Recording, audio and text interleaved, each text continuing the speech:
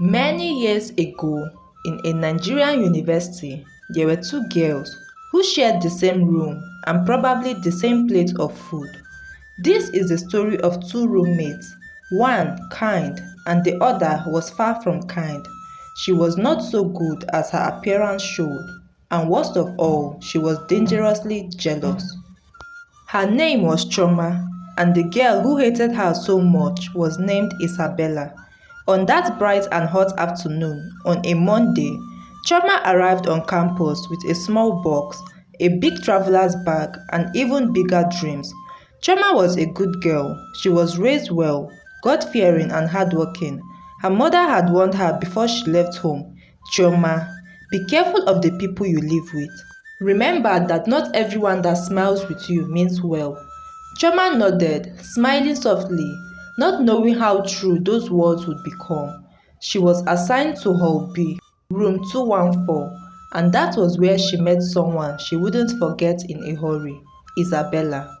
Isabella was already seated on her bed, adjusting her wig and checking herself in the mirror. She looked Chioma up and down before forcing a smile. "Hi, my name is Isabella." "I'm Chioma," she replied politely. That day, they arranged their beds, joked about hostel life, and complained about the heat. Everything was normal, or rather, looked normal, but jealousy had already taken note of Chioma. Chioma didn't try to stand out, but somehow, she always did. She was too graceful. Girls greeted her warmly. Classmates admired her intelligence. Lecturers noticed her seriousness. "Chioma, explain this question to the class," a lecturer once said, and she did, calmly and clearly. The entire class clapped. Isabella watched quietly from her seat. Her smile faded. From that day, something changed. The jealousy didn't come loudly. It crept in slowly. As days passed, Chioma noticed her foodstuff finishing faster than usual. Her body cream disappeared. Her hair products reduced overnight. One evening, Chioma opened her locker. Her favorite dress, neatly folded the day before, was torn. Her heart dropped. "Isabella, please, did you see my dress?" Isabella was on her bed, scrolling through Facebook. She didn't even look up. "Why would I touch your things?" Chioma apologized immediately. But that night, Isabella smiled to herself in the dark, an evil smile. Slowly, Isabella started making comments. "You and this your church life. See, girl, do you think you are better than the rest of us?" She mocked Choma's discipline. "You don't enjoy life at all. Sometimes, she wore Choma's clothes without permission. When confronted, she laughed it off. "It's just clothes, abeg. Let me hear word, abeg, madam." But when people were around, Isabella became a sweet angel again. She laughed loudly, acted friendly, and always played the victim. Chioma never imagined how dangerous that pretense was. One hot afternoon, after trekking under the dangerous sun that threatened to dry up anything bare underneath it, Chioma returned early from class. She opened the door and stood in shock. Isabella was seated comfortably, eating Chioma's stew. Their eyes met instantly, and Isabella laughed nervously. "Oh, Chioma, I thought you were coming back late today." Chioma forced a smile. "It's okay, just tell me next time." But later that night, Chioma overheard Isabella on the phone. "They think she's so special. Let's wait and see." Chioma's heart skipped. She did not sleep that night. Soon, people started changing towards Chioma. Girls whispered whenever she passed. Some even avoided her. One evening, a hostel mate confronted her. "Chioma, why are you pretending?" Chioma was shocked. She later found out that Isabella had been spreading lies. Isabella lied that Chioma was proud, that she was fake, that she was pretending to be holy. That night, she cried silently and prayed. She didn't suspect how deep Isabella's hatred had grown. Isabella began coming back late at night. Her phone calls became secretive. Her laughter became strange, short and dry. One night, Chioma heard her whisper over the phone. "Everything is set. What is our next step?" Chioma could not sleep. She didn't know what was coming, but something felt wrong, very wrong. Chioma didn't know that the girl sleeping on the other bed was planning something evil, something dangerous, something that would shock the entire campus, and it would happen on a night when Chioma least expected it. The hostel was unusually quiet that night. Most students had gone out for fellowship rehearsals or night reading. Chioma lay on her bed, scrolling through her phone, replying her mother's messages. "My daughter, are you okay?" "Yes, mommy, I'm fine. How is work?" she replied. Across the room, Isabella sat on her bed, pretending to press her phone. She kept glancing at Chioma.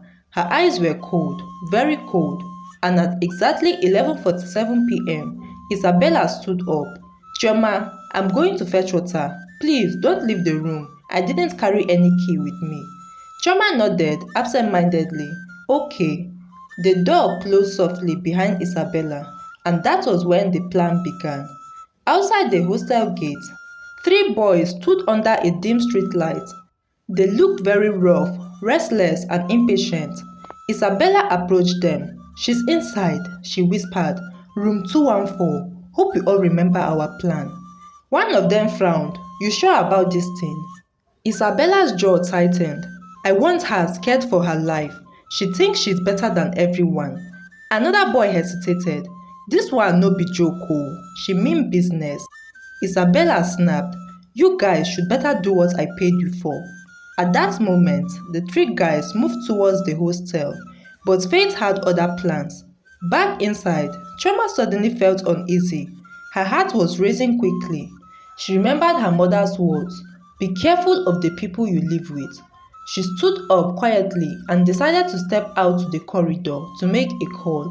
As she opened the door slightly, she heard voices, male voices. Her body froze. She peeped through the railing and she saw them. Three unfamiliar boys standing too close to her room. Chioma's instinct was to open the door and lock it from outside, pretending to head out quickly. But then, considering how dangerous these guys looked, she shifted the thought immediately. "Ah, God, help me, yo. I'm in trouble. What do I do now? Ah, I need my mommy," she whispered with shaky voice. One of the guys said, "Na this room, she, na this one." Fear gripped Choma's chest. She quietly closed the door and locked it. Her hands shook as she dialed her hostel porter's number. "Hello, sir. Please, I need your help. It's urgent. There are three strange guys in front of my room. They look dangerous and I think they were sent by someone on a mission."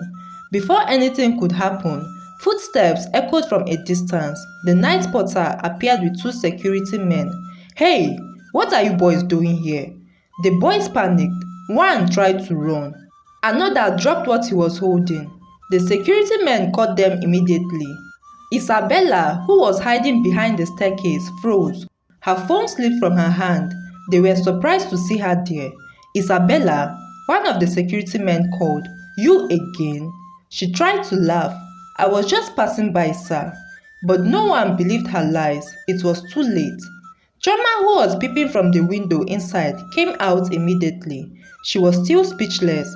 None of what she witnessed made any sense to her. She stepped out slowly, trembling. "Isabella, what is going on here?" Isabella couldn't speak. One of the boys broke down. "Auntie, no let them beat us so. Na she plan everything, oga." Everyone turned. She say make we scare the girl. He continued, "She pay us small money." Silence fell everywhere. Chioma's legs almost gave way. "Isabella, why? What did I ever do to you that you hate me this much? What is it?" Tears rolled down her face. Isabella exploded immediately. "Because you think you are better than me. Everybody loves you. Everybody praises you. But what about me, eh? Don't I deserve to be loved also?" Her voice cracked. "I'm tired of being invisible." In the following weeks, the matter escalated quickly. School authorities were informed. The police was involved. Isabella was suspended indefinitely. The boys were taken and locked up. Chioma was moved to another hostel immediately. That night, Chioma did not sleep. She cried so much that her tears soaked her pillow. She cried not because of fear, but because evil had come from someone she trusted and shared the same room with. Weeks passed. Chioma slowly healed emotionally. It wasn't easy because the trauma was real. She leaned on God, on a few friends she had, and on her family too. She started speaking up about toxic roommates. At a hostel seminar, she said quietly, "Not every enemy comes from outside. Sometimes they sleep on the bed next to you, in your room." Students listened. Some cried, some nodded in understanding. Few of the ladies could relate. They had similar experiences in the past. Months later, Choma heard about Isabella. She had lost her admission. She lost her friends. Her pride was gone. Jealousy had cost her everything she worked for. Choma whispered a prayer, not of hatred, but of gratitude. "Thank you, Lord, for everything." This story teaches us that sometimes God doesn't remove the enemy immediately, He exposes them. If this story touched you, protect yourself and protect your future, and also choose wisely. Thank you for watching. This is African Folktales by Vivy, and I hope you enjoyed this story. Kindly share your thoughts about this story with me in the comments. I would love to hear from you, bestie. What lesson did you grab? Kindly share this powerful tale with your friends and family. Please give this story a like, and if you haven't subscribed to my channel by now, please do so immediately. Much love from Vivy to you. Until you hear from me again. Bye bye.